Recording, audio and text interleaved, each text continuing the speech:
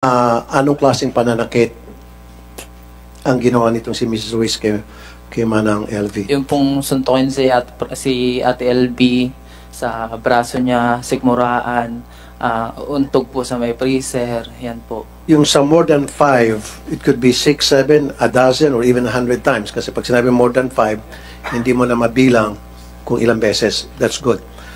Now, puro suntok and untog. Yung untog ay ulo ni Manang LV, inuntog nitong yung tawag mo sa kanya, Ate Franz, Opo. aka Ate Franz, or actually Franz naman talang pangalan niya, or Mrs. Ruiz.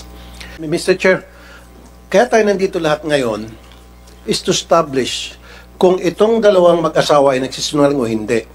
Regardless, kahit nalang witnesses pa tayong isasalang natin dito, the ultimate talagang gusto nating mangyari is to establish na nagsisinungaling itong dalawa o hindi. At kapag nagsisinungaling, then makakasuhan natin ito at makukulong. Yun lang po yun para sa akin. So sana po, yung tatanungin ko sa kanila, kasi I wasn't informed na meron pala mga bagong witnesses. Really, I wasn't really informed. I didn't know. Kasi kung I know, then I should have prepared my questions para di sa mga witnesses. But anyhow, para sa akin, regardless kung meron tayong 10 witness o 1,000 witness, still, in the end, ang gusto natin malaman kung nagsisinungaling to o hindi, itong dalawa. Yun lang po yun eh. So, sana kung papayagan nyo ako, ang kakatanungan ko ay para ma-establish once and for all na talagang itong dalawa ay sinungaling. Yun lang po yun. Okay.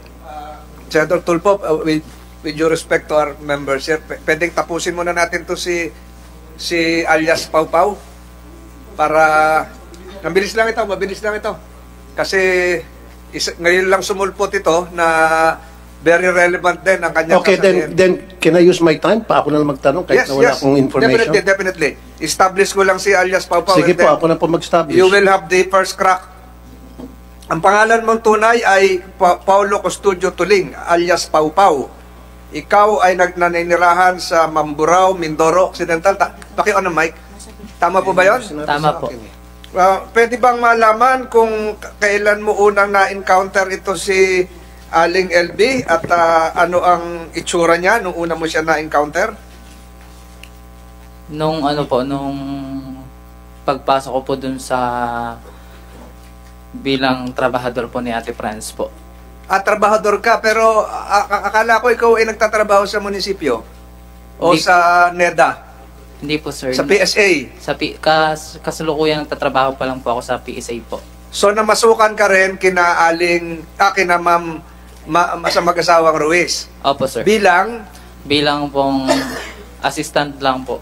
Assistant. Gano'ng katagal ka nagtrabaho doon? Hindi po, sir. 2 weeks lang po ako nagtrabaho. 2 weeks lang. So, nasaksihan mo ba kung paano minaltrato si Aling LB? Opo, sir. Ayun. Yun ang siguro itutuloy ng mga katanungan ni Senator Tulfo kung sinasaktan, minumura, nakita ng iyong dalawang mata at kung ano naman ang iyong naging reaksyon. Thank you. Thank you, Mr. Senator Chair. Tulfo, you have the floor. Yes. Kailan niyo po na-witness yung pananakit nitong mag-asawang Ruiz kay Manang LV? Actually po, Senator Rapi po, hindi ko po talaga na-witness. Yun po ay naririnig ko lang po. Then, nakita ko lang po si Ate LB na naghuhugas po ng kanyang bibig at saka po sa ari niya dahil po gawa po dun sa sili. Okay, naghuhugas ng bibig. Nasaan po kayo noon at nasaan si Manang LV? Nandun po sa likod po nung tindahan po. Sa likod ng tindahan? Opo. Kayo ba'y trabahador din ng mag-asawang Ruiz? Hindi. Yes po, Senator. Pareho kayong trabahador. So, Opo. nakita mo na naghuhugas ng bibig and then you ask her, tinanong mo siya kung ano nangyari. Yes po, sir. Anong sinabi niya po sa inyo? Sabi niya po sa akin nilagyan daw po siya ng sili. Inuhugasan niya po kasi po daw pumanghang. At sino raw naglagay ng sili? Si Ate Franz daw po. Okay. Matapos mo marinig sa kanya na nilagyan siya ng sili at sinabi niya si Ate Franz ang may kagagawan, anong sumunod na ginawa niyong aksyon? Wala po, Senator. Kasi po, hindi po kami makagawa ng aksyon sa takot na rin po namin. Was that the first time na nakita nyo?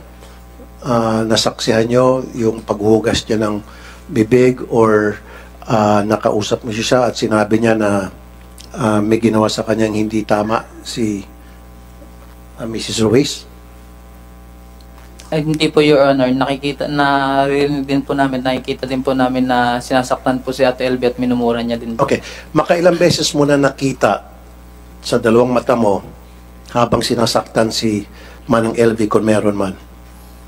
Nasa isang beses lang po. Isang beses. Yung sa isang beses nakita mo siya sinasaktan, anong klaseng pananakit at saan banda? Yun po yung sinuntok po si Ate LB. Saan siya? Saan bandang lugar yun? Sinusuntok po si Ate LB ni Ate Franz po sa braso niya po. Sa braso. Pero saang lugar? Ng bahay? Sa tindahan? Doon din po sa tindahan nila po. Sa tindahan. Okay. Anong araw yun at anong oras?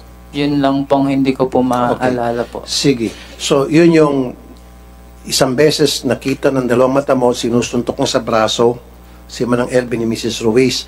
Anong dahilan ba't niya sinusuntok sa braso? Kasi daw po, Your Honor, ginagamit daw po ni Ate LB ang mga gamit po nila.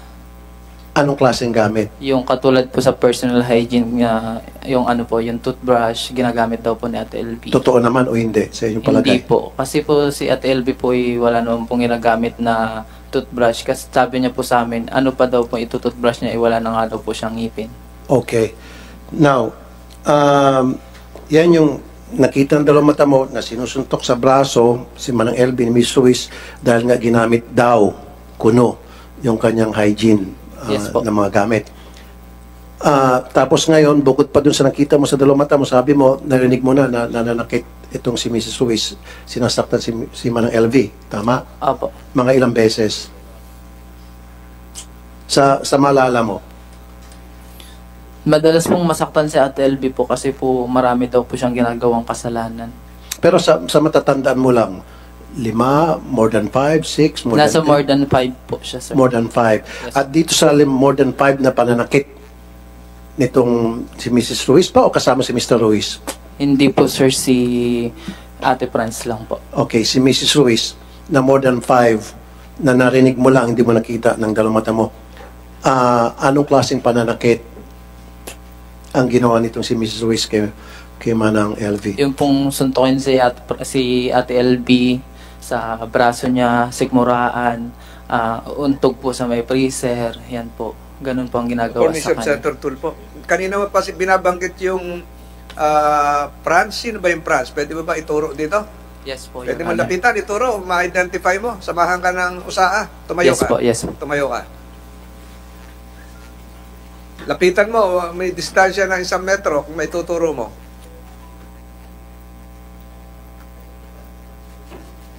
Anong kulay ang suot? Let the secretariat capture that pointing demonstration by Mr. Pau Pau, and to have that reflected in the records of these proceedings that Mr. Pau Pau pointed to Mrs. Ruiz as the alleged culprit in all the violent acts committed against Manang LV. Makupo ka na. Senator Tulfo, you can resume. Salamat, Mr. Pau Pau. So, yung sa more than 5, it could be 6, 7, a dozen, or even 100 times. Kasi pag sinabi more than 5, hindi mo na mabilang kung ilang beses. That's good. Now, puro suntok and untog. Yung untog ay ulo ni Manang LV, inuntog nitong yung tawag mo sa kanya, Ate Franz, Opo. aka Ate Franz, or actually Franz naman talang pangalan niya, or Mrs. Ruiz, inuntog sa freezer. Opo. Isang parte ng freezer. Doon po yun sa labas po. Hindi, sa isang parte, kwadrado yung freezer, di ba? O mataas ba yung freezer o maliit? Doon, yung yung nakahiga pong freezer. Yung nakahiga. Opo. Saan niya inuntog? Banda sa parte. Sa pagkakaintindi mo, sa pagkakarinig mo, kasi narinig mo lang to, di ba? Doon po sa gilid po. Sa gilid. Opo. Okay. So, sa lahat ng insidenteng ito, ng pananakit, pag-uuntog, panununtok, wala bang nakaisip sa inyo na magsumbong sa barangay? Wala po, Your Honor. Okay. O wala sa inyong nakaisip na kumprantahin siya at pagsabihan? Opo. Kung gagawin po namin yun, mawawalan po kami ng trabaho. At sa Tama. takot na rin po namin, kaya po hindi na rin po kami nag-report. Tama. I agree. So, bukod kay Manang LV, meron pa ba sa inyo ang sinasaktan? Wala naman po, Your Honor. Okay. Sa iyong palagay, anong dahilan kung bakit si Manang LV ang paborito niyang gawing punching bag? Dr. Tulfo, if I may interject. Sa iyong sinumpaang salaysay, sinabi mo, dinuduro ka din at minumura. Opo. Sinakta ka ba? Hindi po. Pero minura ka. Minura niya po ako. Bakit ka minura? Yung pangalawang araw ko po yan, sir, na nagtatrabaho po. Na buong maghapon na pong nakatayo sa kaka-assist po ng customer, nag-aayos po ng gulay. Tapos, sa glitan lang po umupo ako dahil po sa sobrang sakit na po ng aking paa, kakatayo po. Nakita niya po ako na umupo, sabi niya po sa akin umupo ka naman po, tayo ka, magtrabaho ka dyan, yun po yung Ulit na, pakiulit. Sabi niya. Umupo, Sabi niya po sa napagod akin. ka na, nangangalay ka na, Opo. dahil na maghapo ka nakatayo, na umupo ka, anong sabi sa'yo? Sabi po sa akin, umupo ka na naman mo ka, magtrabaho ka, yun po ang sabi sa akin. Good ka? Hindi po, sir. Bigla na lang po ako tumayo at nag-assist na lang po ulit ng customer. Tuloy-tuloy lang. Naulit Opo. yon. Opo, Your Honor. Ganun din, na pagkakataon na nakatayo ka, nangalay ka, naupo ka, nagpahinga. Hindi ka sumagot na, pagod na ho ako, kaya umupo ako, pahinga mo ng konti. Hindi po. Kasi po, sobra pong tapang talaga ni ate. Naulit ba yon? Naulit po yun sa amin, sir, pag kami pong magkatrabaho, nakatayo. Ikaw sa'yo? Sa akin po, naulit din po yun, sir. Ano naman namura insidente? Po. Yung pong umuwi na po, yung may nasira po akong repolyo. Wa sa'yo? Namura po ako. Binanggit mo kanina. Opo. Senator Tulfo, you have the witness. Okay, Mr. Papaw. So, lahat kayo nakatikim ng pagmamalupit. It doesn't have to be yung pananakit, physical, pero kuminsan emotional kasi namumura kayo. Yes po. Tinatawag kayo ng kung ano ng pangalan. Yes po. Okay, hindi lang ikaw, kundi pati mga kasamahan mo. Yes po. Now, si Manang LV, ang palagi niyang napagdiskitahan na hindi lang murahin siguro, pati saktan na. Anong sa palagay mo, bakit si Manang LV ang napagdidiskitahan niya palagi? Sa kwento po sa amin ng mga katrabahador ko po doon, si Ate LB daw po ay nagnakaw. Yun po ang kwento din ni Ate Franz po sa amin, nagnakaw daw po yan. Pinagkakatiwalaan daw po niya yun dati, tapos nagnakaw daw po si Ate LB. Kaya po yun. Okay, sinabi niya nagnakaw din si Manang LV. Opo. Okay, sa inyong pagkakaalam, totoo ba? Hindi. Sa pagkakaalam ko po ay wala pong katotohanan kasi po itinatanggi po yun ni Ate LB. Okay, good. So, nung time na yung dito kay Mrs. Ruiz na nagnakaw si LV, pinabarangay niya ba? Yun pong hindi ko na po alam. Yun. Ano raw yung ninakaw? Ninakawan daw po sa Ate Franz ng pera po. Magkano raw? Malaking halaga daw po. Ito na yata yung 12,000. During the last hearing, nasabi niya 12,000. Ninakawan daw siya ni Manang LV. Since then, doon ba nag-umpisa yung pananakit na? Kasi yung po, pagmamalupit? hindi ko po alam, Your Honor. Kasi po nung pumasok po ako, bago po ako nag-umpisa ng trabaho po kay na Ate Franz po, nakita ko na po si Ate LV na marami pong sugat sa katawan, peklat, at saka po madungis siya. At may mga pasa din po. Madungis. Opo.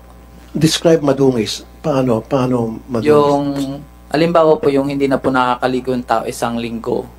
Sobra po para po may mga patay na siyang libag, tapos mga pasa-pasa pa po. At Sugat-sugat. araw-araw, madungis si Manang LV, nakikita ni Mrs. Ruiz, nakikita ni Mr. Ruiz. Yes po.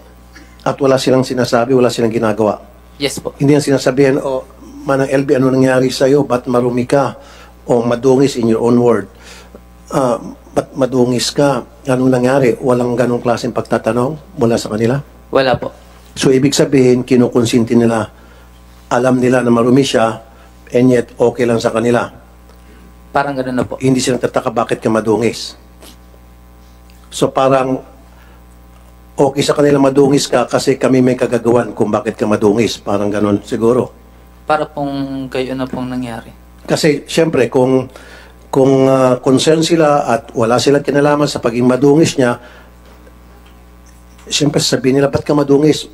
Maligo ka nga, magbihis ka nga. Ayaw namin ng madungis na bahay na ito. Pero nakita nila madungis siya, pinabayaan lang nila, para bagang alam na nila at kasama sila Opo. doon sa dahilan kung bakit siya madungis. Opo. Tama. Kailan mo nadatnan na si Manang LV ay hindi na nakakita? Nung start ko po doon ay hindi ko po matandaan ang saktong date po ng pagtatrabaho ko doon. Pero February 2022 po, 2020, nag-start po ako ng trabaho doon. Nung pagdating ko po doon, yun na nga po, nakita ko po si Ate LB na madungis, marami pong sugat sa katawan, peklat. Yung ano po, yung isa po niyang mata ay maputi na po, para pong bulag na, ganun po yung... Okay. So bukod sa madungis, nakita mo maraming sugat at saka meron na puti na isang mata. Yes po. Again, nakita nilang dalawa ito mag-asawa and yet wala silang reaksyon. Ibig sabihin, hindi nila tinanong si Manang LB, Manang LB, ano bang nangyari sa mukha mo? Saan ba yung mga sugat halimbawa? Sa May liig po sa braso. Okay. Visible ba yung mga sugat? Opo, visible po siya, nakikita po talaga. Good. So ngayon, nung makita nila, bukod sa madungis, nakita nila yung mga sugat niya sa liig, saan pa? Sa braso po. Sa braso. Sa mga paa. Paa. And yet, hindi nila sinita, ano nangyari sa sugat mo? Walang ganon. Wala pong ganun, Your Honor. Kahit man lang sabihin, sinaktan ka ba ng mga kasama mo, nadulas ka ba, natumba ka ba, kinamnot ka ba ng pusa, walang ganon tanong. Basta Wala po. dead ma lang, ika nga. Wala po. Okay. Opo, ganun po. And then, nakita nila na puti na yung mata, something strong, nung pumasok si Manang LB, okay pa yung mata niya, ngayon pumuti na yung mata, wala pa rin silang concern. Wala po. At wala kang narinig na offer mula sa kanila na, Manang LV, pagamot ka namin. Wala po. Wala. Opo. So, kumbaga, manhid lang. Opo. Now, sa pagkakaalam mo, sa pagkakaintindi mo, kayong lahat, bakit ganon?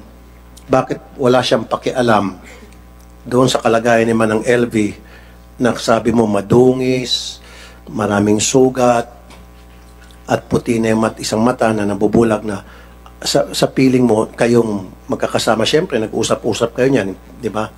Ano sa palagay niyo, bakit pinapabayaan nilang dalawang mag-asawa si Manang LV na gano'n yung estado, kaawa-awa? Sa pagkakaintindi ko po, si Ate Franz po ay gumaganti kay Ate LB po. Gawa po daw doon sa ninakon po na pera. Okay. So, ibig sabihin, para sa inyo, alam nyo, nakita nyo, na talagang etong si Manang LB ay sadista. Si Ate Franz po ang sadista po. I'm sorry. Itong si Mrs. Ruiz ay sadista. Opo.